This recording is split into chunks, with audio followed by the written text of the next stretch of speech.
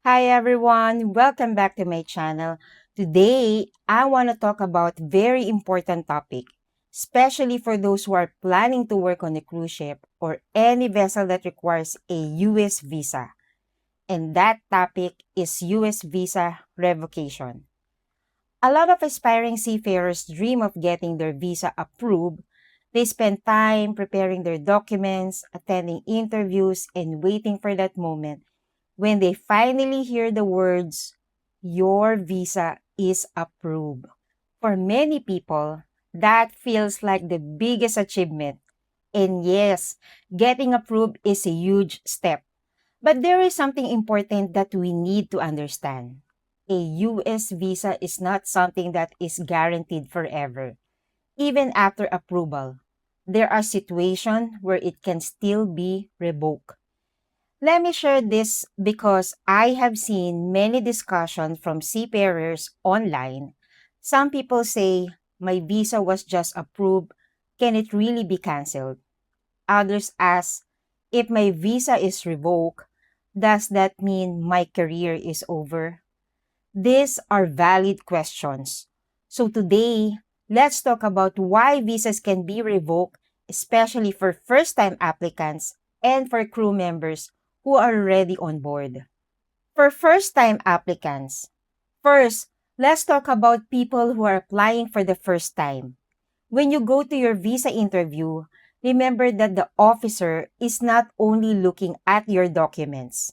They are also checking if your information is consistent. Your applications, your answers, and your supporting documents should all tell the same story.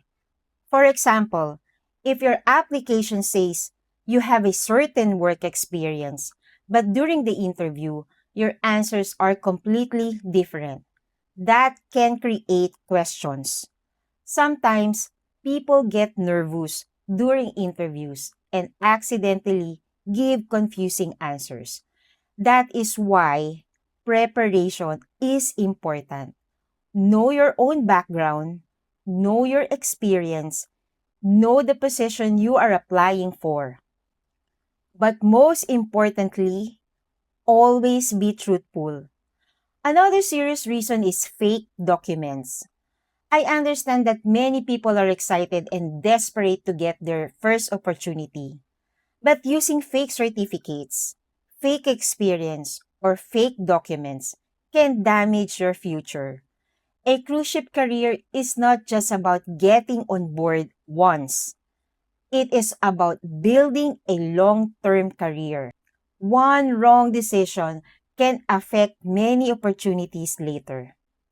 Another reason is that new information can come out after approval. Sometimes a visa is approved, but later, additional checks or information can affect the decision. That is why approval is not the end of your responsibility. You still need to follow the rules. For seafarers already on board, now let's talk about those who are already working on board. For seafarers, especially cruise ship crew, having a US visa is very important because many ships visit US ports. But remember, a visa is not just a document. It comes with responsibilities. One of the biggest problems that can happen to a seafarer is desertion. Let me explain what this means. Imagine a crew member who worked very hard to get hired. They completed their training, they passed medical, they got their documents, they finally joined the ship. Everything they dream of is happening. Then one day, the ship arrives in a US port. Instead of returning on board after the duties or shore leave, they make a decision. I'm not going back. Maybe they think I can find a better job here. Maybe I can earn more money. Maybe I can stay for a while and figure things out.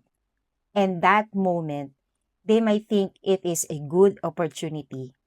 But what they may not realize is the impact on their future. When a crew member leaves the ship, and does not return the company reports it. The authorities may consider this is a serious immigration violation. This can affect the person's visa status. The visa that took years of preparation to get can become a problem. And the consequences are not only about that one contract, it can affect future applications. Imagine applying again for another cruise ship job. The company may ask about your previous employment history. They may ask what happened. They may check your records. This is why I always tell aspiring seafarers, think long term. Do not sacrifice your future career for a decision made in one moment. Working on board is not always easy. There are challenges. There are long contracts. There are moments when you feel homesick. There are times when you feel tired physically and emotionally. But remember why you started. You work hard to get that opportunity. Can you still work if your visa is revoked? Now, another common question. If my US visa is revoked, can I still apply to another company that does not go to the US? The answer is it depends. If the company or vessel does not require entry to the United States, they may still be opportunities. There are different routes and different companies. However, you should understand that visa issues can still become part of your immigration history. Some companies may ask about it. And the best thing you can do is be honest. Never hide a previous visa problems because giving false information can create a bigger issue. So my advice to everyone, if you're applying for your first visa, prepare properly. Be honest. Know your documents. Do not try to impress the interviewer by making up stories. And if you are already on board, protect your name, protect your record, and protect your career. A cruise ship job is a great opportunity. Many people dream of this career. But remember, getting on board is only the beginning. Your attitude, decisions, and discipline will determine how far you can go. Thank you for watching. If you are a seafarer or someone preparing for a cruise ship career, I hope this video helps you. Share this with someone who needs to hear this. Stay safe, everyone, and see you on the next video.